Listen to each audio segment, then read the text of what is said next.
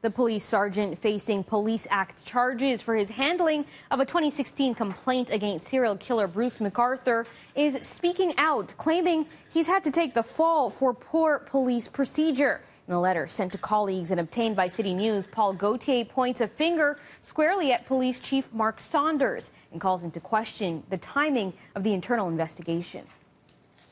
I'm confident that the evidence in this case is going to ultimately show that the information gathered by Detective Gauthier contributed to the identification of Bruce McArthur as a serial killer, did not detract in any way from the Project Prism investigation. That's what Sergeant Paul Gauthier's lawyer told media outside police headquarters Tuesday. But in a letter written by the 32 Division officer and sent to his police colleagues, Gauthier goes further, alleging the motives behind the charges he faces are, quote, simply because they need a scapegoat. Gauthier is facing insubordination and neglect of duty charges stemming from a 2016 complaint from a man who told police Bruce McArthur had tried to strangle him.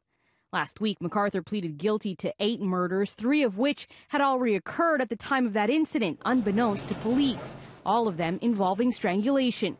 Gauthier was the officer who took that report and says he believed a proper investigation was completed. McArthur was arrested and questioned, but Gauthier felt there wasn't enough grounds to charge him. But what he didn't know at that time, he says, was that McArthur had been interviewed in 2012 by police for Project Houston, the investigation into the disappearance of 3 men who would later be learned to be McArthur's first victims. Gauthier claims it was never flagged. In fact, he says, I had no idea there had even been a project with respect to missing men from the LGBT community downtown. All of this rings familiar, and because if you recall the Bernardo case many years ago, there was a complete breakdown of police services sharing information. And so there seems to be here, even in the digital age when we supposedly learned our lesson, some communication and information sharing breakdowns between police divisions and investigations. Again, if we are to believe what's in his letter. Gauthier also questions the timing of the investigation into his conduct, saying the 2-year-old report was called into question by Detective Hank Nzinga the day after the chief of police received criticism for comments some construed as blaming police's failure to catch McArthur sooner on community members not coming forward.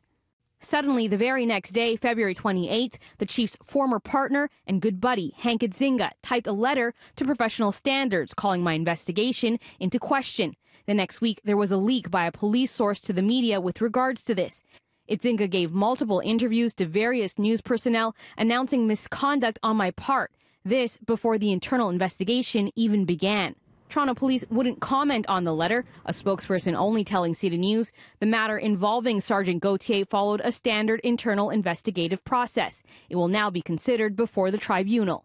I think that we'll see division in the force as time goes on, because if the letter is true, it looks like Gauthier's superiors are standing behind him, his direct superiors. So it seems that battle lines have somewhat been drawn.